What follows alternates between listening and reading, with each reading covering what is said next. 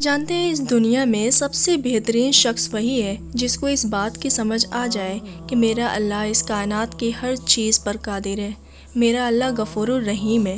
جس انسان کو یہ سمجھ آ گئی وہ انسان اس دنیا اور آخرت میں کامیاب ہے۔ ایک دفعہ آپ صلی اللہ علیہ وسلم کی محفل میں ایک بدو آ گیا۔ اس زمانے میں بدو ان کو کہا جاتا تھا جو جاہل تھے۔ تو وہ بدو آیا اور محفل میں نبی صلی اللہ علیہ وسلم سے پوچھنے لگا کہ یا رسول اللہ صلی اللہ علیہ وسلم، آخرت میں حساب کتاب کون کرے گا؟ تو آپ نے فرمایا آخرت میں تو حساب کتاب اللہ کریں گے۔ تو اس نے پھر دوبارہ پوچھا کہ کیا اللہ کریں گے حساب کتاب؟ تو آپ صلی اللہ علیہ وسلم نے فرمایا کہ ہاں، اللہ کریں گے۔ یہ بات سن کر وہ بدو مسکرایا اور کہنے لگا آپ صلی اللہ علیہ وسلم مجھے اجازت دیں، اور وہ وہاں سے اٹھ کر چلا گیا۔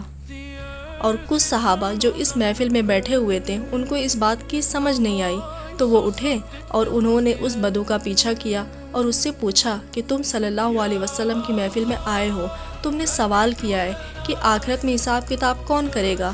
آپ صلی اللہ علیہ وسلم نے تمہیں جواب دیا کہ اللہ کریں گے۔ تو پتہ ہے اس بدو نے مسکرا کر کیا جواب دیا کہ اللہ تعالیٰ نے اگر آخرت میں حساب کتاب کرنا ہے تو اللہ تعالیٰ تو بڑا غفور الرحیم ہے، وہ تو مجھے میری ماں سے بھی زیادہ پیار کرتا ہے۔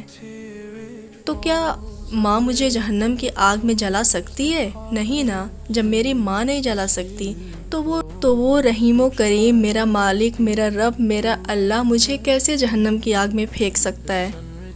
تو وہ صحابہ آئے اور آپ صلی اللہ علیہ وسلم کے پاس آئے اور کہا کہ آپ صلی اللہ علیہ وسلم، اس طرح ہم اس بدو کے پیچھے گئے تھے تو اس نے یہ بات کہی کہ اللہ تو بڑا رحیم ہے۔ تو آپ صلی اللہ علیہ وسلم نے فرمایا اگر اسے اللہ کی رحیمی پر اتنا یقین ہے نا تو اللہ تعالیٰ اسے کبھی اپنی رحیمی سے مایوس نہیں کرے گا، کیونکہ اللہ اپنے بندوں کے لیے بالکل ویسا ہے جیسے اللہ کے بندے اللہ کا گمان کرتے ہیں۔ اگر اس کے بندے کو یہ یقین ہے کہ اللہ بڑا رحیم ہے تو اللہ تعالیٰ اس کے لیے رحیم ہی ہے، اللہ تعالیٰ اس کو معاف ہی کرے گا۔